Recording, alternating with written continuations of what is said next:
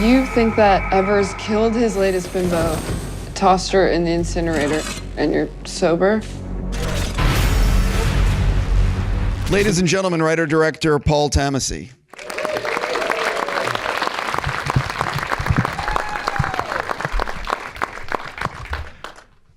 I just want to let, as a favor to people who have phones out that are recording, I am definitely doing spoilers during this. So please do not put online or live stream or, I don't want to ruin this for anybody who's going to be watching it later. Particularly that one spoiler. Listen, I have a ton of questions for you, but I really want to say, I watch a lot of movies and a lot of TV, and I really want to say well done, because when I was watching this, about an hour and 10 minutes when you do something, I really did not see it coming. The thing in the parking garage. In case anyone's live streaming, we'll get into it a little bit more in a second. But I really didn't see that coming, and I say congrats. Thank you very much. You all know what I'm talking about. Yeah, I was like, wait, what? You know what I mean? So a lot of people don't realize early in your career, you worked on Air Bud. Right. So I'm just curious. I'm killing dogs on screen. Right. So I just did not expect this to come from the mind of one of the people that co-created Air Bud. I just want to say well done. Thank you.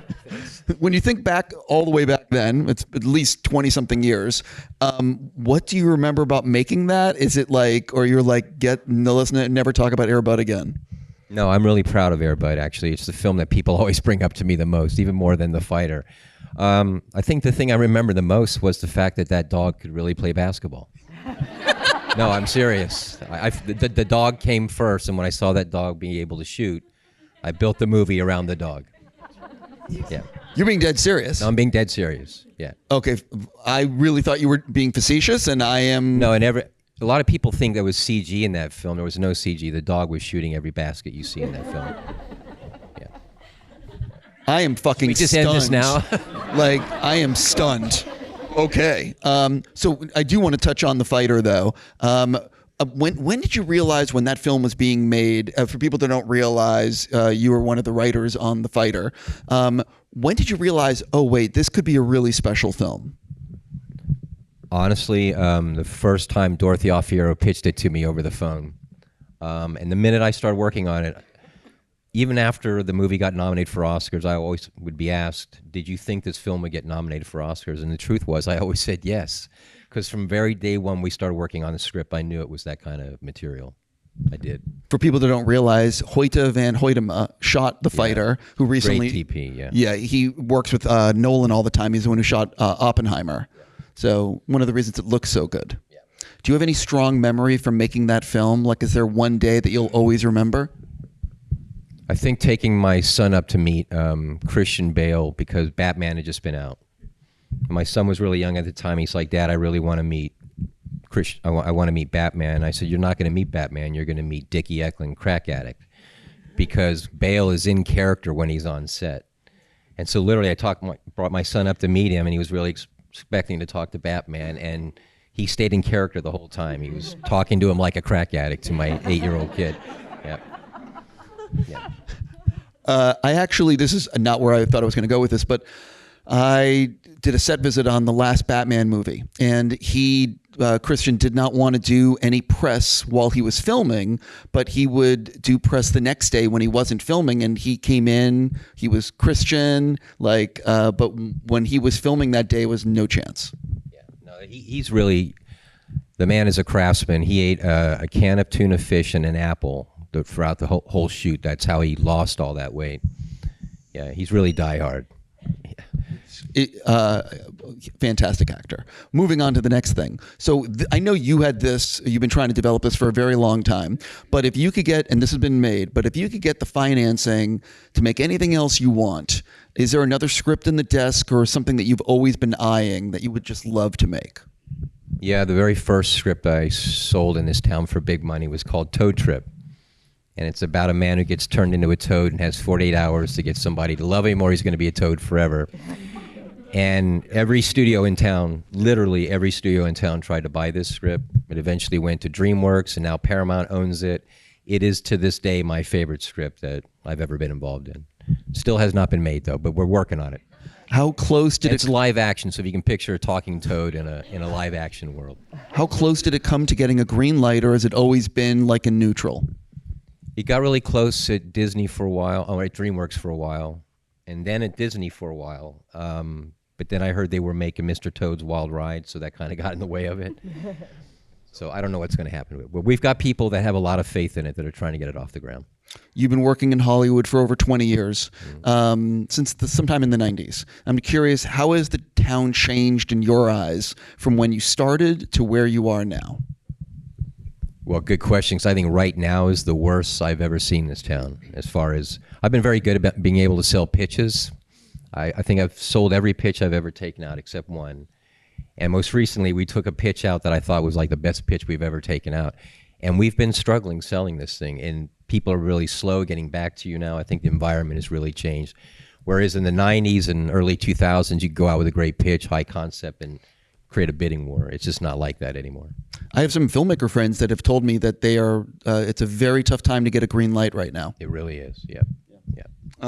Jumping into Depravity, what was it about this script and story that kept you so passionate to want to make it for this amount of time? I've always been a fan of Hitchcock. If you've ever seen Rear Window, or Danny Boyle's Shallow Grave was also a big inspiration for this. So I wanted to do a Hitchcock film for a new generation, really. When you first started working on this to what people just saw tonight, how did the script change along the way? It used to have narration, it used to have flashbacks, and it didn't all used to be in one building. And so in order to just keep I wanted to direct this thing, and I've been writing a lot of big movies that were all 70 million plus that nobody was going to let me direct out the gate. So I said, if I put this thing in one building where I can make it for a price, they'll finally let me make it. And eventually that's what happened. So when you got the budget or when you got the financing, was it one of these things where you're now, okay, how do I get it to this number? Like, do you know what I mean? Like, because sometimes I'm just curious how that all worked behind the scenes. Well, the number kept dropping. Hope my producers aren't going to get mad with me, but I was first told I was making the movie for 4.8. And then by the time I got to Thailand, it was down to 3.2. And I think we also had 24 days, and then it got dropped down to 18. And that's just the nature of independent filmmaking. We just had to keep finding ways to cut corners to make it work. Yeah. By the way, your story is not alone. Everyone I know is, you 22 days or 23 days. Like no one has 60, 70, 80 days anymore unless it's a huge, huge movie. No. Well, I had another movie shooting at the same time, The Ministry of Ungentlemanly Warfare. That movie, thanks. That movie, I think that movie was shooting exactly the same time, and I think they had 3 months to shoot. Yeah. I was going to bring that up in some of your other projects, but then I'm like, let's just get it. You know what I mean? Yeah. But if you haven't seen that film, it's a lot of fun. Please do. It's a lot of fun. Yeah. What is it like for you though? Because the thing about Guy Ritchie, I didn't mean to go in this direction, but the thing about Guy is that every day in the morning, he will basically sometimes throw out the script and be like, we're going to redo it and do it like this. What is it like for you? Or are you sort of like, well, the check cleared, let's just make this movie? Yeah, you have to, when you're writing those kind of movies. We sold that script after bidding war as well, and Ridley Scott was originally directing it. And these things just go through a process, and eventually you just kind of let them go. Because the minute you sell that script to the studio, it really is out of your hands. I try to become a producer on every film I do, so I have some influence over the direction it goes. But often that hasn't been the case, and I'm not happy with every film. I'm happy with most of them. Was it always called Depravity? No, it's had different titles. It was called Nightfall, and actually while we were shooting it, I found out there was another movie called Depravity just a couple of years ago. So while we were shooting it, I called the movie Sick, after what Dermot says, the one word he uses, S-I-C, which means seek and destroy. Unfortunately, I couldn't get Paramount to embrace that title. It's so interesting. I just wanted something different, where people look and go, sick, what is that? But the good thing is I like one-word titles, and they're very hard to come by nowadays. And Depravity's never uttered anywhere in the film. Yeah. How was it always the antagonist of going after the money and the art, or how did that possibly change? That was always part of it. But what I will tell you is when Tovey and Claude show up, there's been so many financiers along the way that have said they were going to make the film. And every one of them tried to get me to change the second half of the film when they show up. They wanted me to lose them, most financiers, because they said the film takes a weird turn, goes in a completely different direction. But that's what I loved about it. I wanted to keep surprising audiences and make them realize this isn't really about a serial killer. It's really about these psychotic people looking for this art. Yeah, but that's also what I commended you right at the beginning about, is that I never see anything where one of the leads is shot and killed in the head in the garage, and I'm like, and I usually see this shit coming, and I'm like, you're killing Victoria in the garage. I'm like, what? I was very. You are here. I was very surprised. I commend you on that. Thank you. Are you a football fan? Because I enjoyed the little bit at the beginning where he's talking about. I am both a football fan and a English football fan. Yeah. Right. I'm also Those are all English football lads in the audience. Right. I'm a fan of Wrexham now. I'll fully admit I'm on the bandwagon. It's a great show. It really is. But how did you end up including? Because it's a very real conversation that a lot of people are having right now about concussions in the NFL and.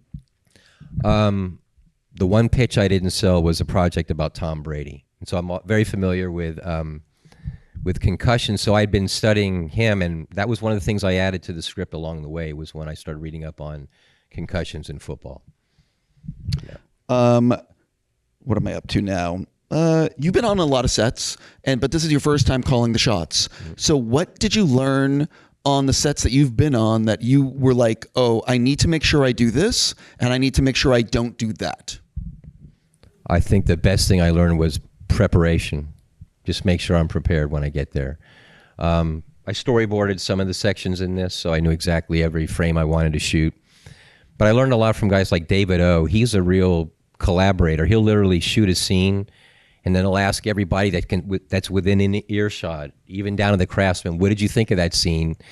And then he'll shoot it again based on what people say to him. I didn't do that, but I found it really interesting that he could collaborate that way. And then when people would walk up to me and say, look, maybe this isn't working, and suggest something, if I hear something good, I would do it. But filmmaking is really about just being collaborative and surrounded with really good people. Well, the other thing is you have 18 days to make this, which means you don't have time for a lot of takes. Or did you? No, I didn't. I think the most takes I ever did were maybe the max was 4. When we were working with the dog was a nightmare. The dog was not trained. He couldn't do half the things we needed him to do. So that took a whole day and a lot more takes than I wanted it to, yeah. So the dog also bit Noi Prue on the nose, and he's afraid of dogs. So, yeah. Yeah. Thailand. Okay, so I have so many questions. How did you end up in Thailand to make this? Because as far as I know, do they have a great tax incentive? What was it? How were you there? No, I don't think it's the tax incentive. It's more, it's cheap to shoot there, cheap to build there. The crews work really cheap. And I got to say, it was an amazing experience. The crew I was told by Jordan Gertner, who's here in the audience, producer, he's made a number of films there. And he said, I promise you, this crew is going to be fantastic. And it was, obviously I was skeptical because of the language barrier and everything. But when I got there, they proved to be everything he had promised they would be. Was it, and I don't know, was it a 5-day shoot each week, or were you doing 6-day weeks? We were doing 6 days most of the time, yeah. So did you have a good enough experience there that if you made another movie, you would be willing? I want to go back now, yeah. Oh, really? Oh, yeah, definitely. The food, the people, yeah, everything is great there. If you don't mind, this is a real nerdy question, but what studios did you use? Are they new? Like, what were the facilities like? Jordan, what was the name of the studio we shot at? Were you Ban Rig? Ban Rig, yeah. Yeah, it was great. Okay. Even though I don't remember the name of it, it was great. So you're in the editing room. I love talking about editing because it's where it all comes together. So you get in the editing room, you have a cut that you're happy with, What did you learn from like friends and family screenings that impacted the finished film? We never had a friends and family screening. No, and all of my films have always been tested, and I really wanted to test this movie because it has clues in it, but we never were afforded that ability on this one, unfortunately. Really? Okay. Yeah. So who were you listening to in the editing room? Was it just you and the editor? Just me and the editor. Yeah. It's amazing though, because no one ever gets that. There's so many filmmakers that want, you know what I mean? There's pros and cons to testing and not testing. And then Paramount, after they saw my early cut, which I think was 2 hours and 12 minutes. And I think they said, we want it under 2 hours. So I had to keep nibbling away until I think it runs at 2 hours 52 now. What was, if you don't mind, what was the last thing that you picture locked before, last thing you cut out before you, yeah. A scene that I actually wanted to put back in the movie, and I begged them to. The movie used to open with Aria sitting on a toilet, and the camera's close on her feet, and the camera slowly rises as she's rising and pulling up her jeans and flushing the toilet. She crosses to the sink, and there's a cockroach circling the drain. And she frowns down at it, and she turns on the water, and she flushes that cockroach down the drain.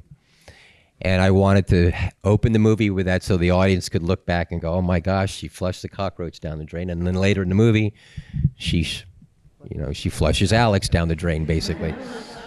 Yes. So it was just a hint into who she was as a character. But again, just trying to make those cuts that came out of the movie. Was there any other deleted scene that you were sad to see go, or is it like stuff that you're... Yeah, well, Noi Prue, who played Manny, he actually has a beautiful voice. And so we actually did a moment where after Grace had died, he sees Aria in the hallway, and he breaks down and cries and starts singing to her. And it was beautiful. It really was. And a lot of people didn't want me to cut it, but the mantra came for me is anything, if it's not furthering story, because I had to get it down, I had to cut it out. And even though it was a beautiful moment, he did a wonderful job, I had to cut it for length. So you see the shooting schedule, you have 18 days. What day do you have circled in terms of, I can't wait to film this? And what day is circled in terms of how the F are we going to film this? Well, I'll tell you, the first day I showed up there and I looked up on the grease board, and the very first day it said sex scene.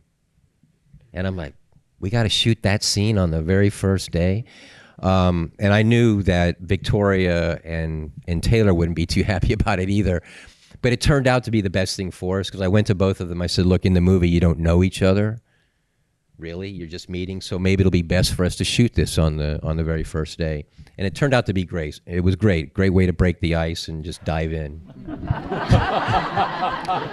No pun intended. It's so interesting you say that, because I've spoken to so many actors who talk about this, that scheduling, sometimes your first day you're filming the most intimate thing and you're like, we couldn't do this on day 5 or 6?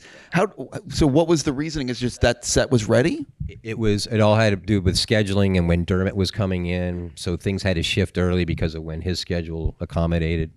So yeah, it wasn't originally on the first day, then it got shifted to first day.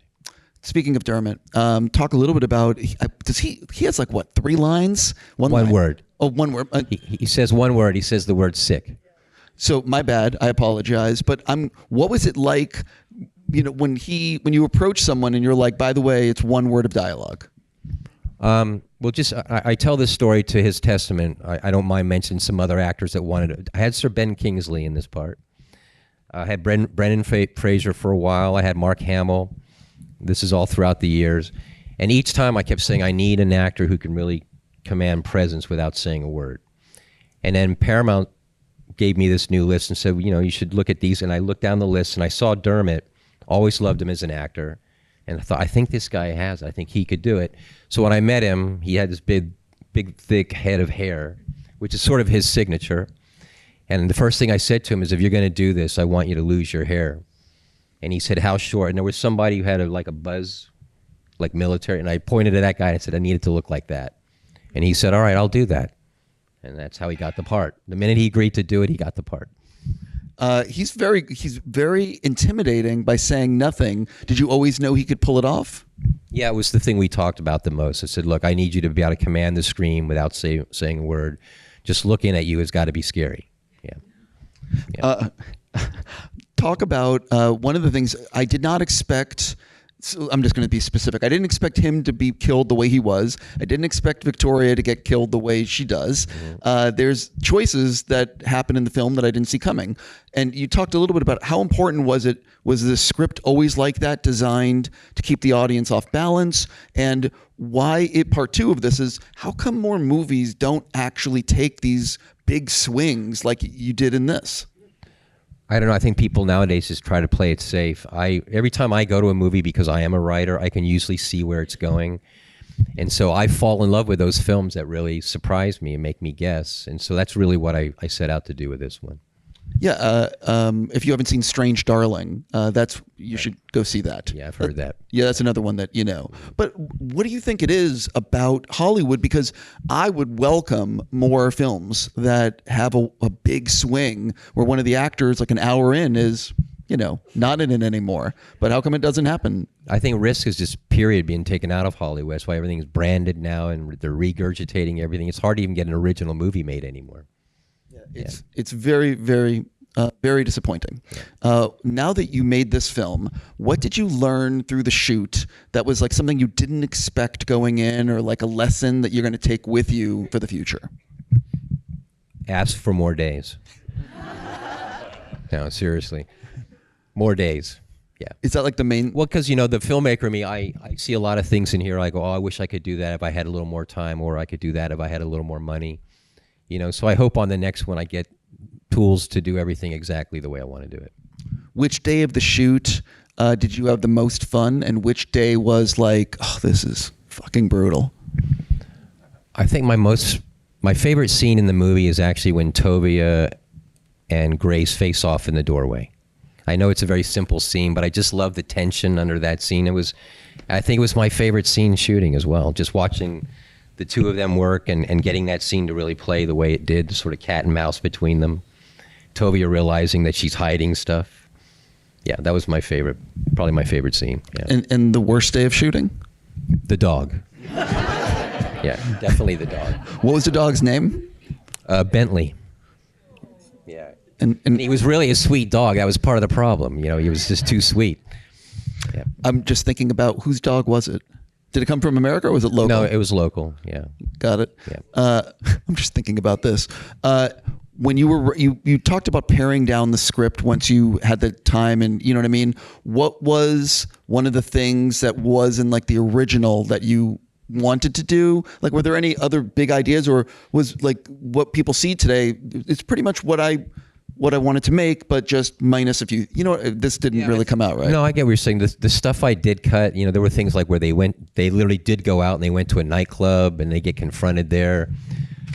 Like I said, there was loads of flashbacks and narration. These were all things I just realized along the way. It just needed to be leaner and meaner. I didn't need all that stuff. You worked with Taylor on The Outpost, I believe. I did. Yeah, and was that where you did you cast him from that, or? I knew from working with him on The Outpost that I was really interested in him for this role. Yeah. Talk a little bit about casting. We're about to do another movie together, he and I. Are you directing? Yes. Look at that. Yeah. It will be more than 18 days. Yes, it better be. Yeah. It's called What's Left of Us. It's based on a book by Ritchie Farrell, who's here in the audience. And Ritchie was actually he was in The Fighter playing himself. He made the documentary High on Crack Street. And this movie, the story is about him kicking his crack addiction. It's a really powerful piece, and Taylor's going to be playing the part. Channing Tatum was originally playing it, but Channing's kind of out-aged it now, so now it's Taylor. Taylor is not upset that Channing is older. No, not in this case. Not at all. Well, I know Victoria's up there, I believe, but what was it about Victoria and the rest of the cast that how you picked people for these roles? I always have an actor or a look in mind when I'm writing a script, and case of Victoria, I met a lot of people for that role. The minute I met her, I knew she was Grace. I mean, she was literally everything I had imagined in my head. She's personable, beautiful, smart, accessible. She was all those things. And a talented singer as well. And talk about the rest of the cast. And was there one role that... Some of them are my friends, like Adam Lazar White is a friend of mine, and I knew he's a great actor. Alex Rowe, also a friend. We play soccer together, and I knew Alex would be brilliant in this movie. Do you mean football? Football, yeah. Yes. And then Devon, honestly, I hope Devon doesn't mind me saying this, but I was over at the agency, and they were showing me all these other actors, and I saw her picture, and I just said, "Who is this?" And they said, "This is Devon Ross. She's only been on Irma Veep." And I said, "Well, I love her look." I had a look for Aria in my head. And then when I met Devon, had lunch with her, I knew she was Aria. As you can tell, she's brilliant. What was the hardest role to cast, and why? The hardest role? Tovia. Definitely Tovia. I thought I wouldn't be able to find anybody to play because Sasha Luss is actually Russian. And so I didn't want to have to find an American girl who was going to have to do a Russian accent. And then to Jordan's credit, Jordan Gertner said, you got to meet Sasha Luss. She's the person to play this part. And I think I said earlier to somebody, if I had not found her, I wasn't sure I was going to make the movie because I really wanted somebody right in that part.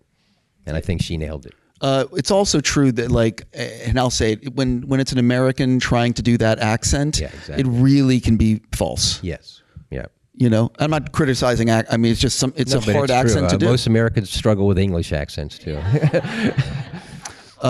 So you've been on a lot of sets. What have you learned from directors on set about giving direction to actors that sort of you've cherry picked, or you know what I mean? So when you're talking to actors on set, how do you direct, or how did you like to direct? I think actors are vulnerable creatures, and Never heard that from anyone. yeah. And I think for me, a lot of I was a coach for many years. I was the head coach of the women's team at UCLA for 2 years, soccer, and I approached my directing a lot like I did coaching. I just wanted to be their best friend so I could really get to know them. We would also go out. I insisted that we all hang out together before we shot because I wanted us all to become like a family. And they will tell you by the time we ended finishing this film, we were like a family. This might be my last question for you. You've given a lot of details about the making of the film, but I like learning stuff that you're not going to read on Wikipedia or in press notes.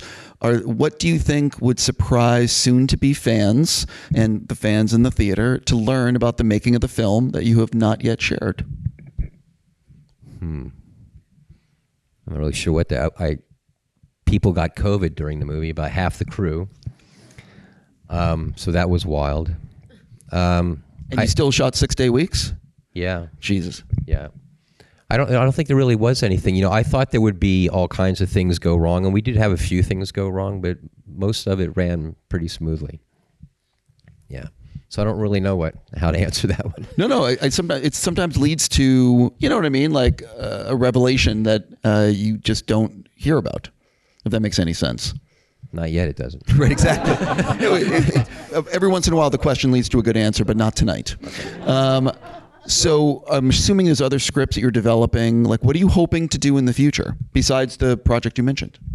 I'm out with a big pitch right now that we're actually going to cast and directors with. It's called Operation Certain Death. It's a true story about the greatest rescue mission since World War II, based on a book called Operation Certain Death by the same guy who wrote Ministry of Ungentlemanly Warfare. There we go. Yeah. Amazing story. Stacey Sher producing. Okay. Yeah. I just want to remind everyone there's this thing called social media. And if you enjoyed this film, please use social media and spread the word. And on that note, ladies and gentlemen, Paul Tamasy. Thank you very much. Thank you. Thank you all for coming.